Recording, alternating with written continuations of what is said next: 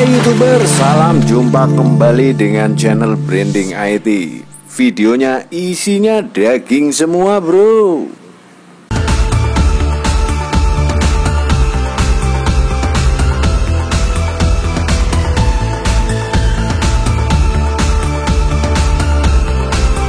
Untuk pemirsa YouTube yang selama ini disuguhi berita tentang pembangunan ibu kota baru IKN Nusantara dengan pendanaan dari APBN bahkan hingga 43 triliun di tahun 2022 hingga 2023 dan menanyakan investornya mana serta kapan duit pihak swasta masuk, berikut ini laporan dari Otorita Ibu Kota Nusantara OIKN yang baru saja tanggal 3 Januari 2023 mengumumkan ada 3 investor yang bakal menopang pembangunan hunian aparatur sipil negara atau ASN dan perumahan Hankam di Ibu Kota Nusantara.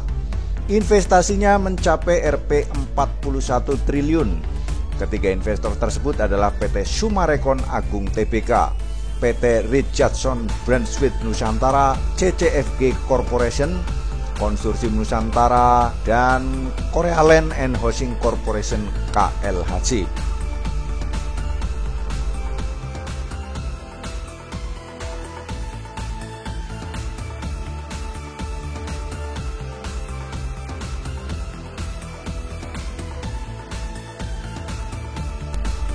Kepala Otorita IKN Nusantara Bambang Susantono mengatakan 3 perusahaan tersebut sudah mendapatkan surat izin prakarsa proyek atau SIPP atau Letter of Processed LTP dari Menteri Pekerjaan Umum dan Perumahan Rakyat PUPR yang tentu selangkah lebih maju dari sekedar Letter of Intent atau surat peminatan.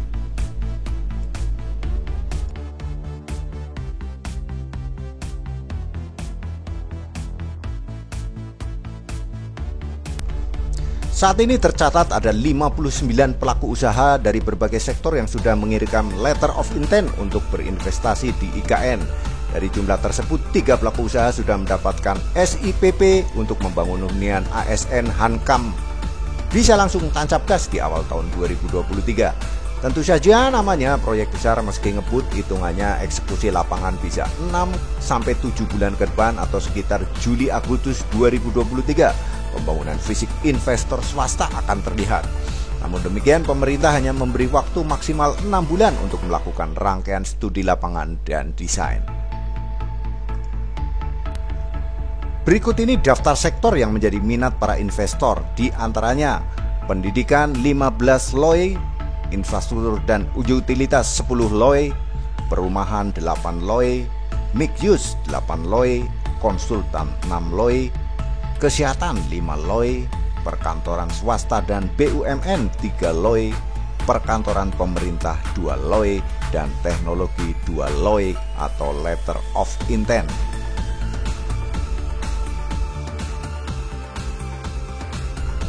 Sementara itu, Sekretaris Perusahaan Sumarekon Agung Jemi Kusnadi mengatakan pihaknya sangat bangga dapat terlibat dalam pembangunan IKN Nusantara dan Sumarekon akan selalu mendukung proyek yang dapat memberikan dampak positif untuk perekonomian bangsa.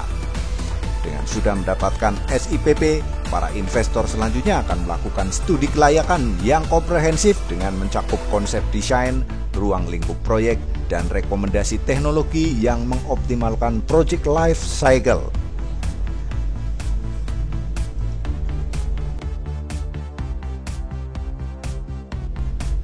Rencananya hunian yang akan dibangun oleh 3 investor tersebut mampu menampung kurang lebih 14.500 ASN dan Hankam di 184 tower yang berada di beberapa area, yaitu Pusat Pelayanan, Wilayah Pengembangan WP 1A1, Pemerintahan Timur WP 1A1, Hunian TNI WP 1A1, dan WP 1B tahap 1.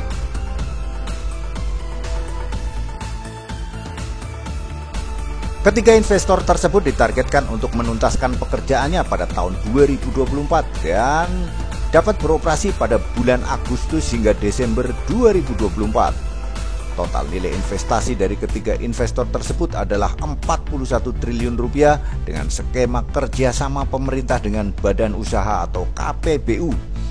Berikut adalah rincian nilai investasinya.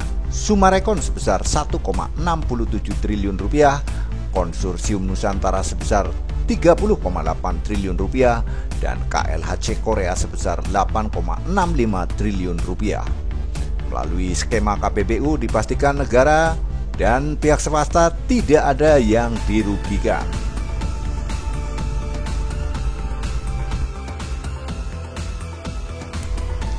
Rasanya sudah tidak sabar ya mewujudkan sebuah kota dan ibu kota baru dengan konsep green living dan smart city sebagai simbol peradaban baru Indonesia yang maju dan beradab.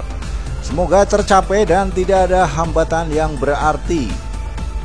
Terus berusaha dan berjuang bangsaku. Semoga Tuhan memberkati. Amin amin ya robbal alamin.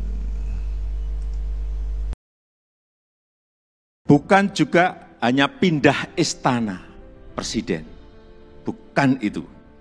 Bukan juga memindahkan gedung wakil presiden ke Nusantara. Juga bukan itu. Bukan itu. Bukan fisiknya yang ingin kita pindahkan. Tetapi yang ingin kita bangun adalah budaya kerja baru, mindset baru, dan IKN sebagai basis ekonomi baru.